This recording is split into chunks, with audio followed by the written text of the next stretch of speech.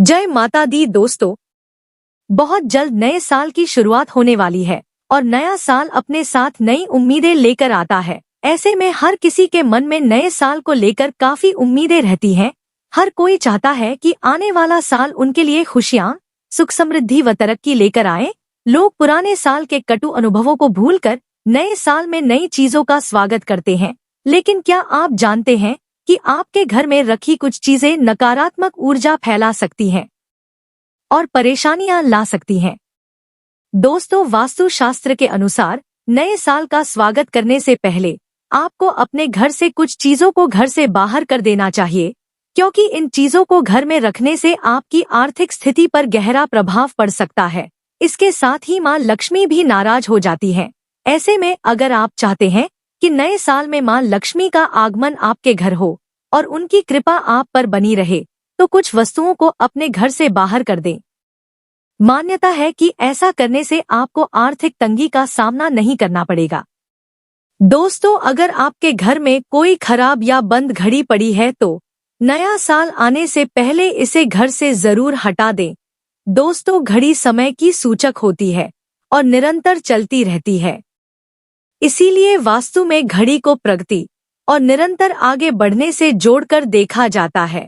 यदि आपके घर में कोई टूटी हुई घड़ी या कोई बंद घड़ी पड़ी है तो उसे तुरंत आप अपने घर से निकाल दें।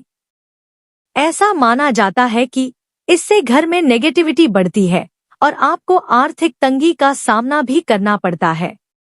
ठीक इसी तरह से घर में यदि बंद ताले और खराब ताले पड़े हुए हैं तो उन्हें या तो ठीक करवा लें और या फिर उन्हें घर से बाहर निकाल दें। माना जाता है कि बंद ताले की तरह आपकी किस्मत का ताला भी बंद हो जाता है। इसके अलावा कई बार हमारे घर में खराब चार्जर आदि पड़े रहते हैं और हम इन पर ध्यान भी नहीं देते हैं। वास्तु के अनुसार घर में खराब पड़ी हुई इलेक्ट्रॉनिक चीजों से नकारात्मक ऊर्जा का प्रभाव बढ़ता है, जिनके कारण आपको आर्थिक तंगी समेत कई समस्याओं का सामना करना पड़ता है। इसीलिए नए साल से पहले आप इन चीजों को अपने घर से जरूर बाहर निकाल दें या इन्हें संभलवा लें। दोस्तों, घर में साज सज्जा के लिए रखी मूर्तियों या फिर पूजा स्थल पर रखी भगवान की प्रतिमाएं यदि कहीं से भी टूटी फूटी है या खंडित है तो उन्हें भी आप अपने घर में ना रखें।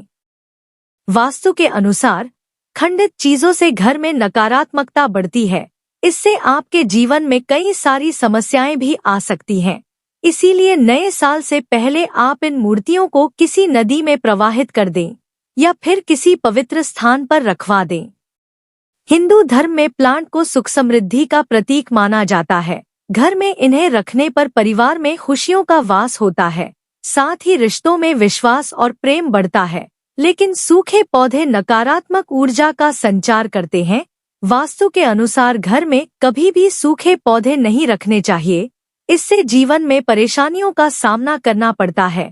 ऐसे में नववर्ष आने से पहले घर से इन्हें हटा देना चाहिए। यदि संभव हो तो नए प्लांट को रखना चाहिए।